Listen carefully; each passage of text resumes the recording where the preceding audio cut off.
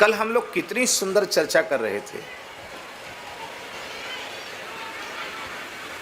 हम चर्चा कर रहे थे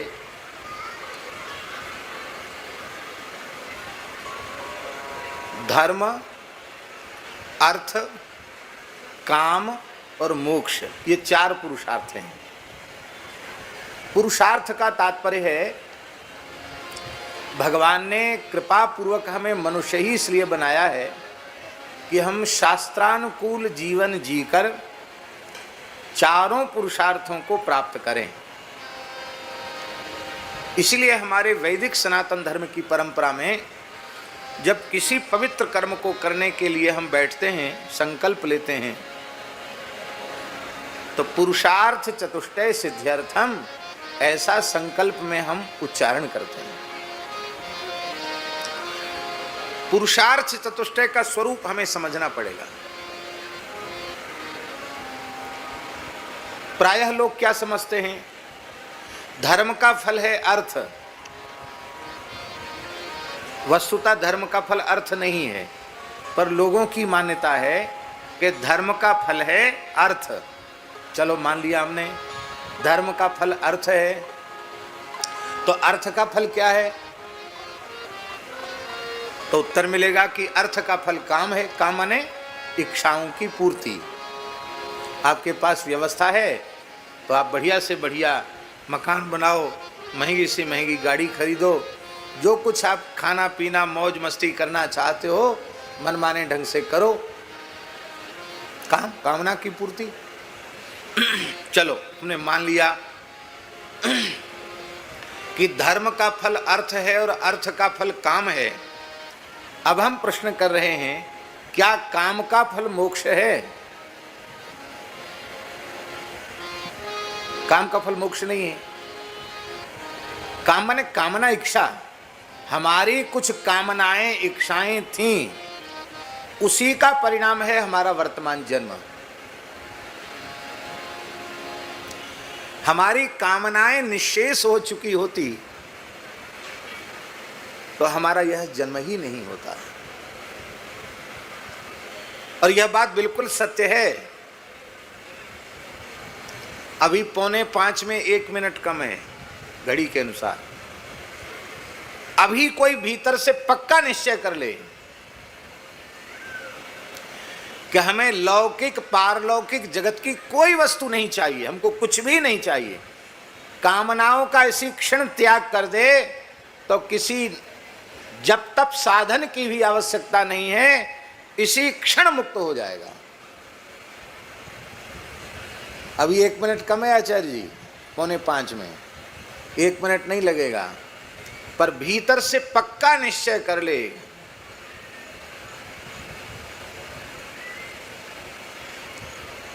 अचाह हो जाए, निष्काम हो जाए, तो इसी क्षण मुक्त हो जाएगा। मुक्त होने का तात्पर्य मरना नहीं है। मुक्त होने का मतलब है संस्कृति का चक्र समाप्त होना। यह शरीर अंतिम शरीर होगा और इस शरीर का नाश भी अंतिम शरीर का नाश होगा, फिर दोबारा शरीर नहीं मिलेगा। मुक्त हो जाएगा।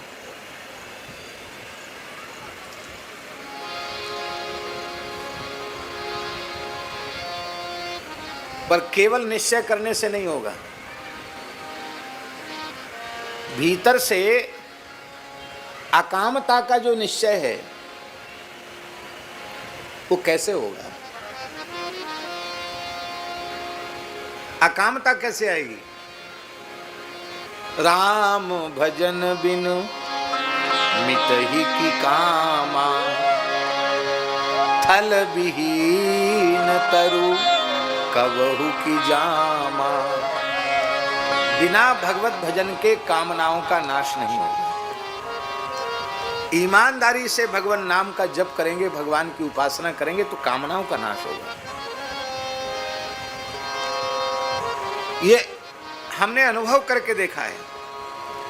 साधना के, माता जी, साधना के आरंभिक क्षण में जहां कामनाओं के जाल में, उसके उधेड़ बुन में साधक पड़ा रहता है, धीरे धीरे जब साधना में वो तन्मय होता चला जाता है तो धीरे धीरे उसकी कामनाएं समाप्त होती चली जाती है।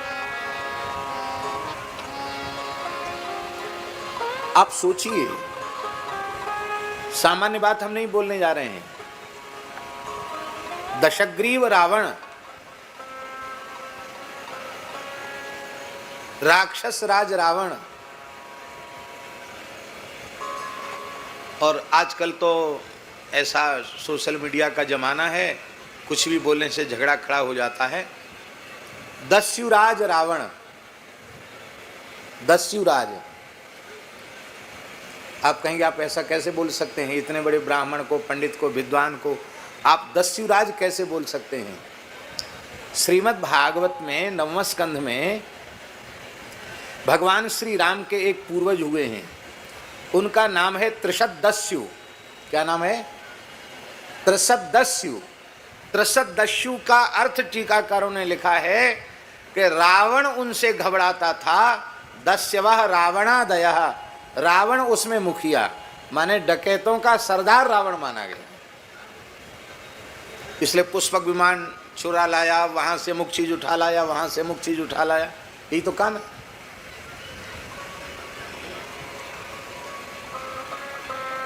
और उसकी प्रकृति कैसी है रावण की? कुबेर उसका खास बड़ा भाई है। कुबेर जी के पिता भी विश्रवा हैं और रावण के पिता भी विश्रवा, माता अलग अलग है, पर अपने बड़े भाई से उसकी शत्रुता है। कुबेर का तिरस्कार करता है। और रावण विश्रवा महर्षि का पुत्र है, वो राक्षस नहीं है, पर अपने ज्येष्ठ पुत्र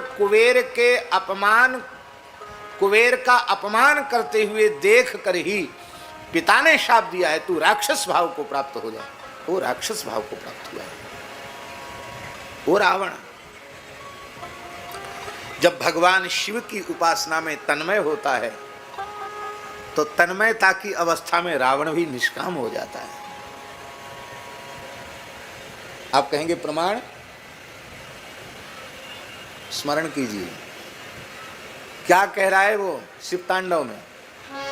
कदा निलिंप निर्झरी निकुंज को करे बसन, विमुक्त दुर्मति सदा शिरस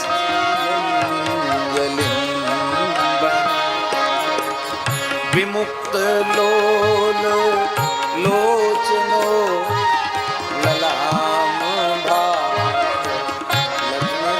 का शिवेति मंत्र मोचरन कदा सुखी भवाम्यहम, शिवेति मंत्र मोचरन कदा सुखी भवाम्य। बोलिए, कोई कसर लग रही है आपको निष्कामता में? रावण कहता है कि हे भगवान शिव, हे मेरे आराध्य, कब हमारे जीवन में वह भाग्यशाली क्षण आएगा जो मैं सांसारिक भोग विलास से, मान बड़ाई, पद प्रतिष्ठा से उदासीन होकर के, विरक्त होकर के किसी अत्यंत गह्वर पर्वत की उपत्यका में, किसी कंदरा में निवास करूंगा। कैसी निलिंप निर्झरी, ऐसी एकांत जगह पे जहां कोई मनुष्य पहुंच न सके, केवल जल का एक साधन झरना हो, और सदा शिरस्थ मंजलिम बहन, आपके प्रति कृतज्ञता के भाव से भरा हुआ ऐसे अपने मस्तक पर अपनी अंजलि बांधे हुए शिव शिव शिव कहता हुआ मैं कब रुदन करूंगा। शिवेति मंत्र लोल लोचना, मेरे नेत्र प्रेमाश्रुओं से भरे हुए होंगे, और शिव शिव शिव शिव ऐसा उच्चारण करता हुआ मैं कब सुखी होऊंगा। ये उदाहरण हम इसलिए प्रस्तुत कर रहे हैं कि ऐसे व्यक्ति के जीवन में भी जब उपासनात्मक तन्मयता आई तो निष्कामता आ गई। इसलिए जब भी आप उपासना में, चाहे किसी देवता की उपासना ही क्यों ना हो, भगवती की आराधना हो, गणपति की आराधना हो, सूर्य की आराधना हो, शिव की आराधना हो, भगवान रामकृष्ण नारायण की आराधना हो, जिस उपासना में आपको तन्मयता का भाव आवेगा, ये बात बिल्कुल पक्की है कि फिर शरीर संसार से वृत्ति हटेगी और फिर लगेगा कि हम तो केवल अपने आराध्य के प्रेम में ही डूब जाएं। यही बात गोस्वामी जी के राम भजन बिन मिटई की काम, यह भजन, ऐसा भजन बनेगा तो कामनाएं मिट जाएं। अब प्रश्न हुआ भजन क्यों नहीं बनता? भजन में बाधा क्या है? किसने कान पकड़ रखा है कि तुम राम राम मत करो? हिरण्यकशिपु ने जैसे प्रहलाद जी को सताया, ऐसा तो कोई व्यक्ति हमारे जीवन में नहीं है हिरण्यकशिपु के जैसा, जो हमको भजन करने से रोकता हो, उपासना साधना करने से रोकता हो, ऐसा कोई व्यक्ति तो है नहीं। फिर भजन क्यों नहीं बन रहा है? सब प्रकार से भगवत भजन के लिए, उपासना साधना के लिए अनुकूल वातावरण है, फिर भजन क्यों नहीं बन रहा है? उसका कारण है हमारे जीवन में असंतोष। क्या? असंतोष।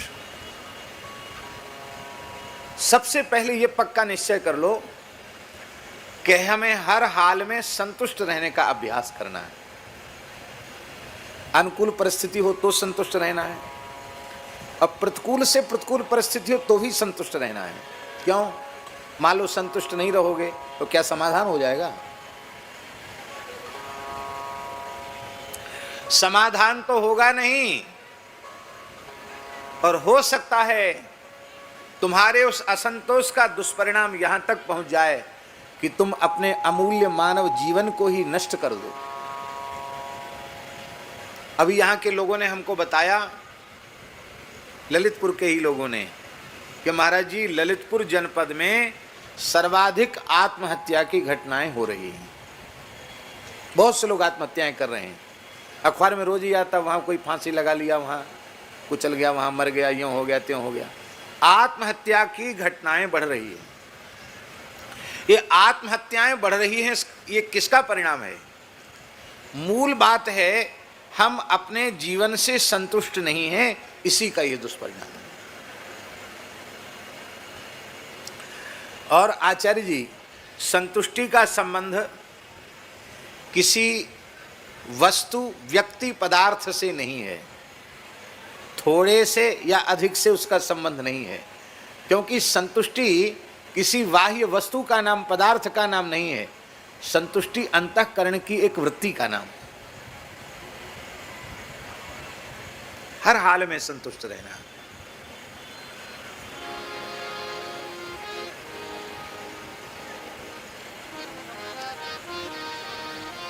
हम चपरासी हैं, मान लो चपरासी हैं,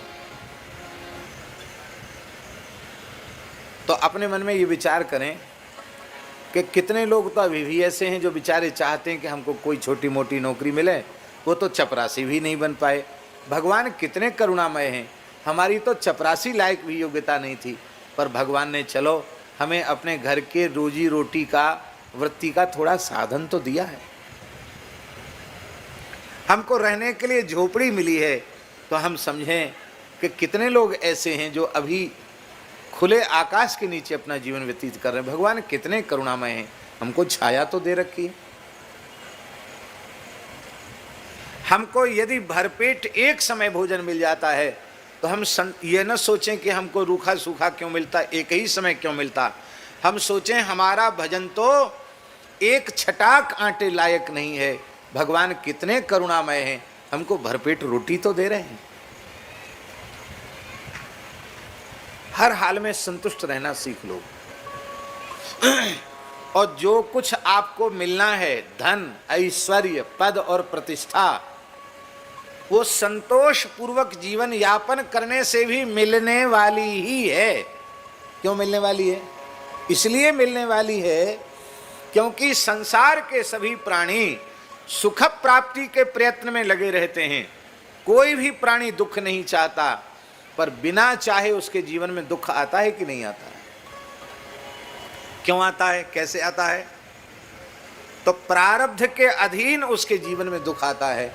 तो दुख आया है तो सुख भी आ जाएगा। निष्क्रिय नहीं होना है।